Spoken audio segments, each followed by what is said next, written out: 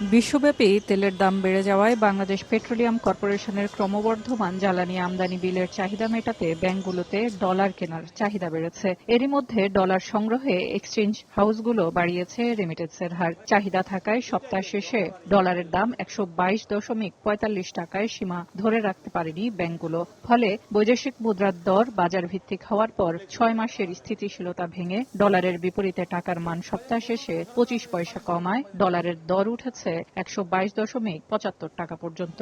Bangladesh bank বলছে, যুদ্ধকে কেন্দ্র করে ডলারের বাজার অস্থিতিশীল করতে চায় একটি চক্র। রেমিটেন্স গতিশীল রয়েছে, ডলারের দর বাড়ার কোনো যৌক্তিকতা নেই। হাই হওয়ার কোনো যৌক্তিক কারণ নেই। এটা একটা পারসেপশন তৈরি করা হচ্ছে যে মধ্যপ্রাচ্য থেকে আমাদের রেমিটেন্স আসে, যুদ্ধ লেগেছে, রেমিটেন্স আসছে না, অতএব ক্রাইসিস আছে, চাহিদার তুলনায় বৈদেশিক মুদ্রা কম, আর কম থাকলে তো স্বাভাবিকভাবে এটার মূল্য বেশি হবে। কিন্তু আপনারা যদি আমাদের রেমিটেন্স প্রবাহ দেখতে চান তো দেখবেন যে গত ১০-১২ দিনে কিন্তু পূর্বের তুলনায় অনেক অধিক হারে রেমিটেন্স প্রবাহ আসতেছে।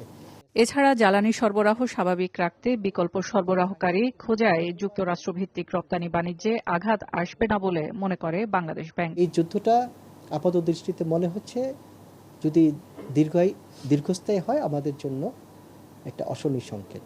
তবে সরকার যেমন বিকল্প উৎসের সাথে কথা বলছে, বিশেষ করে জ্বালানি সংকটটা মোকাবেলার জন্য চীন এমনকি ভারতের সাথে, যদি বিকল্পগুলো সুন্দর করে সমাধান করতে পারে তবে আপাতত চাপ নিয়ন্ত্রণ করা যাবে।